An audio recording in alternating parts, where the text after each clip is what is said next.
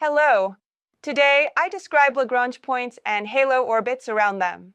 The Sun-Earth two-body system has 5 Lagrange points where the gravitational fields and inertial effects cancel. I show these in the Wikipedia image on my left. This image also shows the Moon's orbit near Earth. If a spacecraft is perfectly placed at any of these points, it will, theoretically, stay there without thrusting to maintain the position relative to the Sun and Earth. However, only 2 of these points are stable, meaning that any error in placement of the spacecraft will not cause the spacecraft to wander away. Only L4 and L5 are stable. Space garbage may collect at L4 and L5 since they are stable points. Therefore, you may not want to place spacecraft exactly at these locations.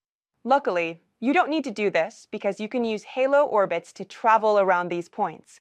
Halo orbits can be used around any Lagrange point, including those that are unstable. However, all halo orbits require occasional small rocket burns to maintain the orbit. The James Webb Telescope is currently in a halo orbit around the Sun-Earth L2 Lagrange point. The Earth-Moon two-body system also has 5 Lagrange points that correspond to those of the Sun-Earth two-body system, as I now show in the image. However, it's more difficult to maintain halo orbits around these points due to the Sun's gravity. The Sun's gravity causes these Lagrange points to shift as the Moon moves around Earth. Therefore, it's difficult to model this as a two-body system. It is more accurate to model it as a three-body system. It is possible to place a spacecraft at Earth-Moon L2 in a halo orbit like the James Webb Telescope's halo orbit. However, it may require a significant amount of fuel to maintain it.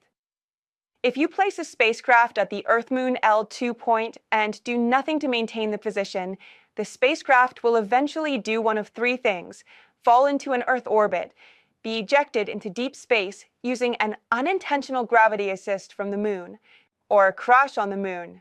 The first seems to be more likely based on our simulations.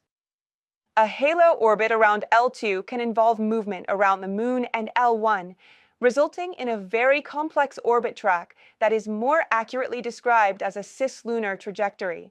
I show a 99-day simulation for this type of trajectory in the following 2 images, where the spacecraft's orbit track is shown in red and the Moon's orbit track is shown in yellow.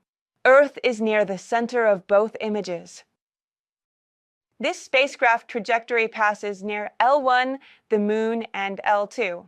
It also requires periodic thrust to keep it from falling into an Earth orbit, drifting away, or crashing into the Moon. I now show a video of the simulation.